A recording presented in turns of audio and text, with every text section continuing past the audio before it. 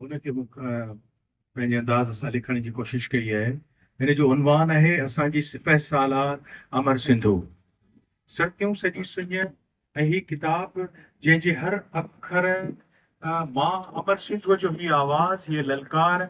मां हिकु नई औरत आहियां, हर नए उभरंदड़ सिज सां ॻोल्हियां थी पंहिंजो पाण खे। मां सच थियण थी चाहियां हर नए ॾींहं ते, ऐं नई हक़ीक़त ऐं औरत थियण जी भेड़ में आहियां। मां पंहिंजे सपने में आहियां। दोस्तो, हिन तासुर दिमाग़ टॉक में आऊं कोन ॻाल्हाईंदुसि। मुंहिंजी आवाज़ में अमर सिंधुअ जे मज़ाहिमती कालमनि जा के चूंड पैराग्राफ ॻाल्हाईंदा। कुल 26 कालम। पहिरियों कालम, मां मां कंहिंखे तव्हां ॾियां। आख़िरी कालम, लुटियल सुबुह जा उदास पाछा। टाइटल जो रंग ॻाढ़ो। असां वटि ॻाढ़ो रंग हज़रत अब्बास अलमदार जे बेरक जो रंग आहे, माना बनू मैया तोखां असीं इंतकाम वठी रहंदासीं। डॉक्टर इरफान अल्लाह जे लफ़्ज़नि में, अमर सिंधु सिंध जे सिपह सालार ख़ातून आहे, माना कातिल। असांजे सिंध जा जागीरदार ज़ालिम जाबिर कातिल। तव्हां खां फुड़े फुड़े जो हिसाब थींदो।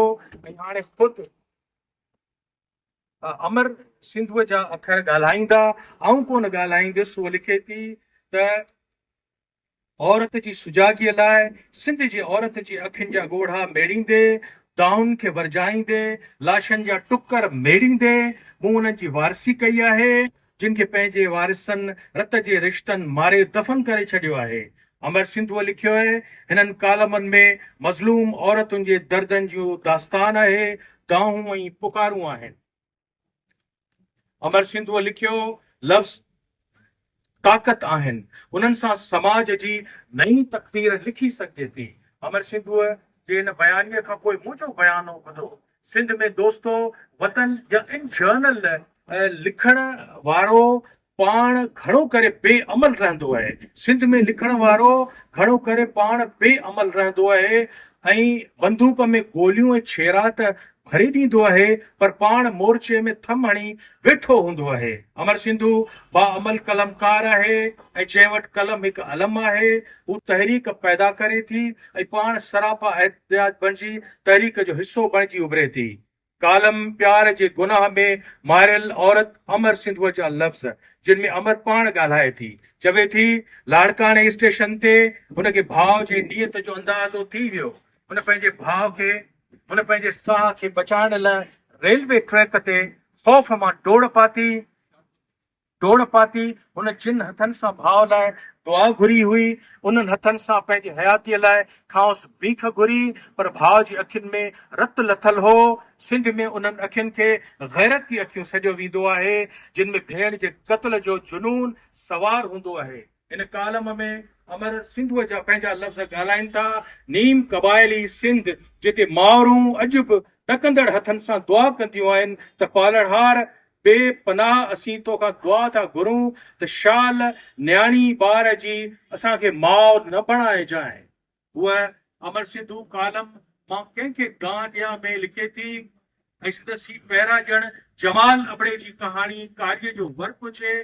अमर लिखियो, कारे रंग जी चादर, भर्त भरियल नीरनि कपड़नि वारी आबिदा भुट्टो, कननि में सोननि वालनि ऐं नक में सोने कोके सां हल्के गुलाबी रंग जे कपड़नि में भर्त भरियल रए में संदसि भेण मरण खां पहिरीं हिकु भेण ॿी भेण खे गोली खाईंदे, रत में ॻाढ़ो थींदे, ज़मीन ते किरंदे, लुछंदे, भटकंदे अलाए कीअं ॾिठो हूंदो।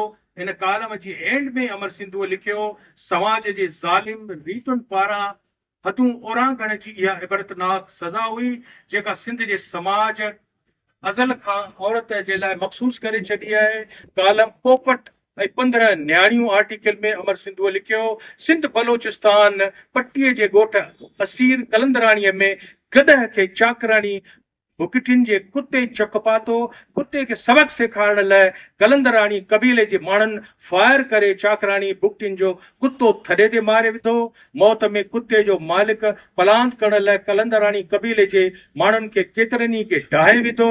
2002 में इन तकरार जो फ़ैसिलो इंतहाई खूनारेज़ीअ खां पोइ बलोच क़ौम परस्त सरदार अकबर भुटियो टियो।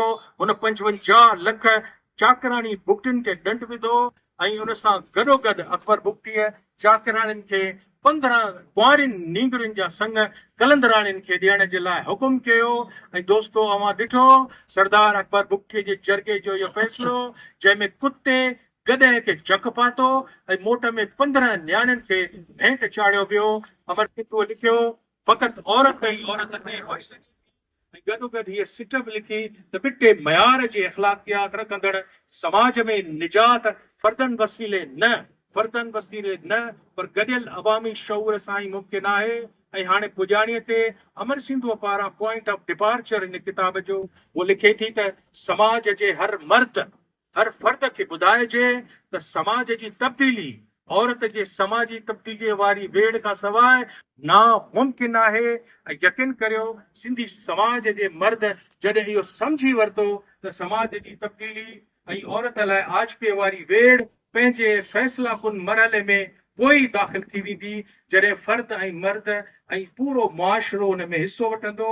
ऐं हाणे आख़िरी लफ़्ज़ जेके अमर लाइ फ़हमीदा रियाज़ ऐं मुनसीर पारां ऐं भेण ऐं दोस्त ऐं हम जुनून हम खून जंहिं पल चंड ते पहुचजांइ गुरनि जे क़त्लेआम जी तारीख़ ज़रूर लिखजांइ, लिखंदी रहिजांइ।